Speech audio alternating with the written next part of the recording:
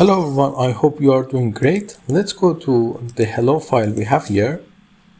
And for example, we add it here, print hello. And now we want to commit it.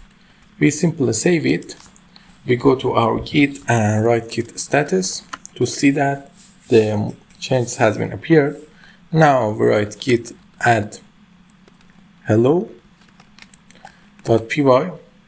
okay, and then git commit /m, for example, little change. Now we write git status. As you can see, is nothing working. Let me write it again. Git. Okay, it's crashing right now. We are going to close it and open it one more time. It's happened.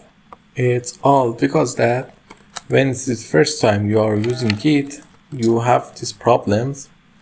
And I'm doing it like the beginners for you to see the problems. Git status,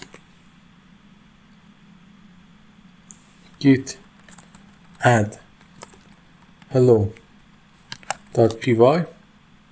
git commit /m to and then end. Okay, now we want to see the changes between this and that. How we can do that? We just simply write git /help.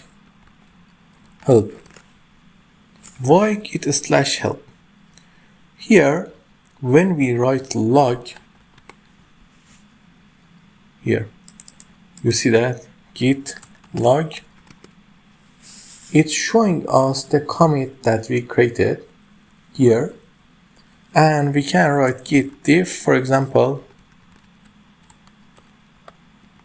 hello.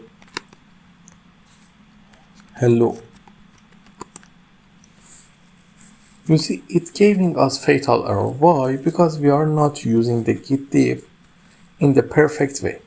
But by using Git Diff, you can see the differences between 2 or 3 commits, or differences between past or now commits. When we write git diff, it's not going to give us anything because we are not using that in the perfect way. It means something to add it here. You'll see hello unknown revision or path not in working tree. For example, let's say we write git diff and write the file name here, hello.py.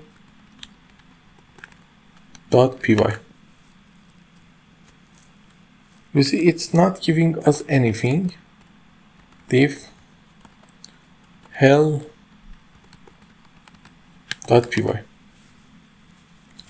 You see that it's not giving us anything because we are not using the give function, right? I'm telling you these problems because working with Git is a little harder than programming, and it has many things that are hard to understand and you need to memorize them. But I'm going to tell you the concept of diff. What diff means: when we try and create a change, we use git diff for what?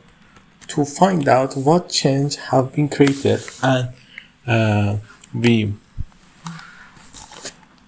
see what change we are doing to how I say that, to formalize and work better for our project, and find out the differences between 2 versions of our project by using the git diff command that I'm going to tell you in the next upcoming lesson.